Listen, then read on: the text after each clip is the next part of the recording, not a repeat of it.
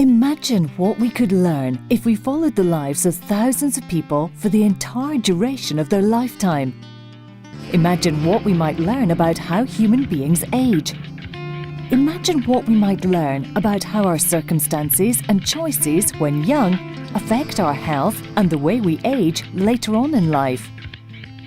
Now imagine that we've already been doing this for 65 years.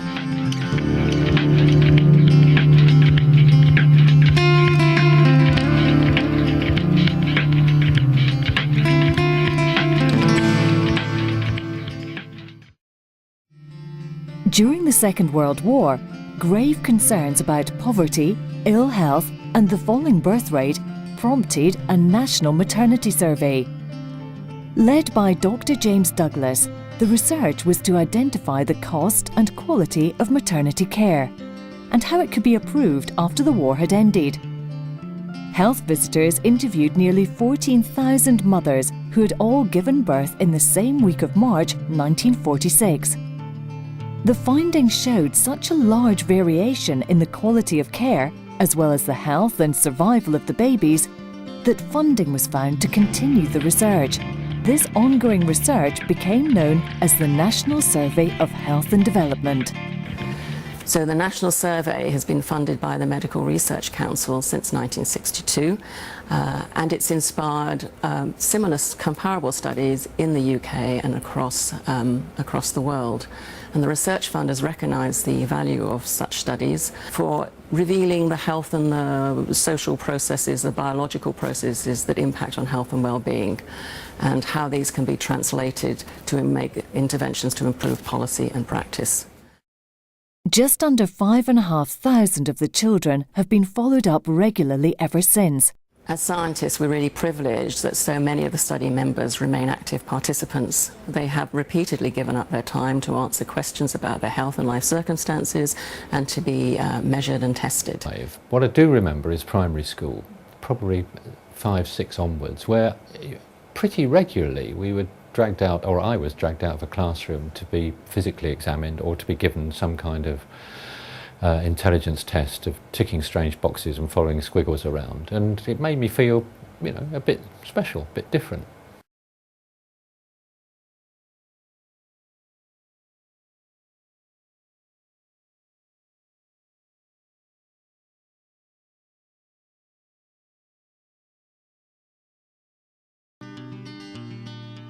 The early years of the survey focused on how the children's home and school environment shaped their educational achievement and development.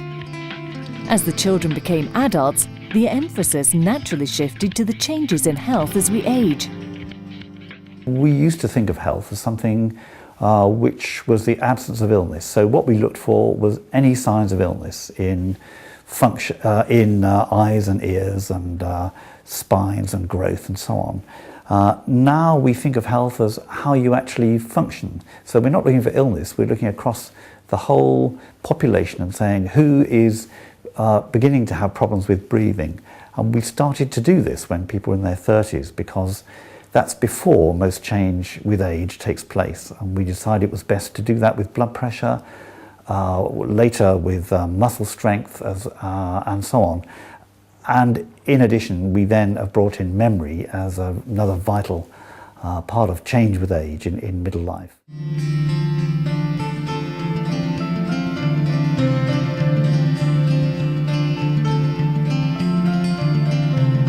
Survey members continue to have regular checkups. These include a series of tests that monitor health aspects such as blood pressure, heart and lung function, bone density, body size and shape, and mental capability. So now I've moved on to a different view where you can see all 4 chambers of the heart. So that's the left side, that's the right side, and that's the top of the heart, and that's the bottom of the heart. Again, just putting some colour across the valve to see if there's any narrowing or any leakage, and then across the other valve, so that's the mitral valve and that's the tricuspid valve on the right side of the heart. And I'll just measure the blood flow across the heart just to see if there's any problem there. The tests are supported by a wide range of questions about the survey members' life and health choices. You're given a whole raft of tests in the course of a morning, testing heart, lung function, cholesterol levels, blood pressure, standing on one leg with your eyes shut. But what they did discover was that I'd got osteoporosis in my spine, which was very useful to know. The doctor was told I'm now on medication.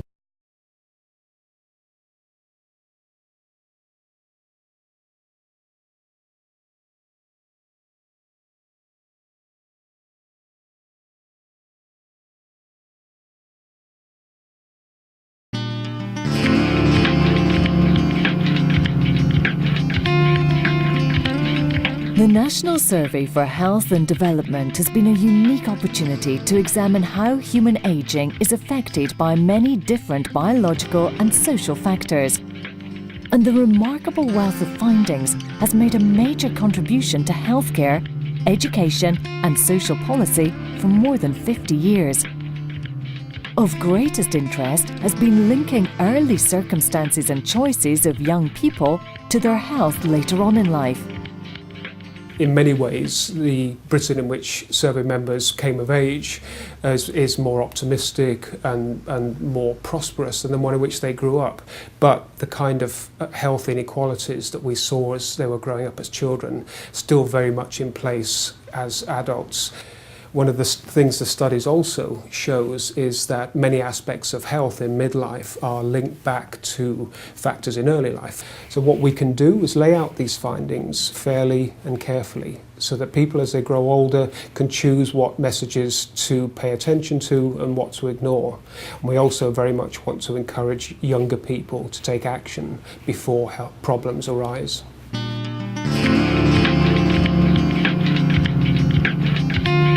With the Douglas children now in their 60s, the National Survey of Health and Development has entered perhaps its most crucial stage. So this is a very exciting time for the study.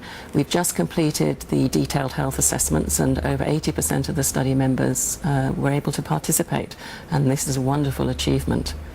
So the new data will be used to show just how healthy the first of the baby boomers generation are as they reach retirement, and this information is crucial to those who are delivering the health and social services in our ageing society. So it remains for me to wish the study members a very happy 65th birthday. We thank them for their contribution to medical research and for their lifelong commitment to the National Survey. And it is this above all else that has allowed the study to flourish. I don't think at any point I ever thought of dropping out. It never occurred to me.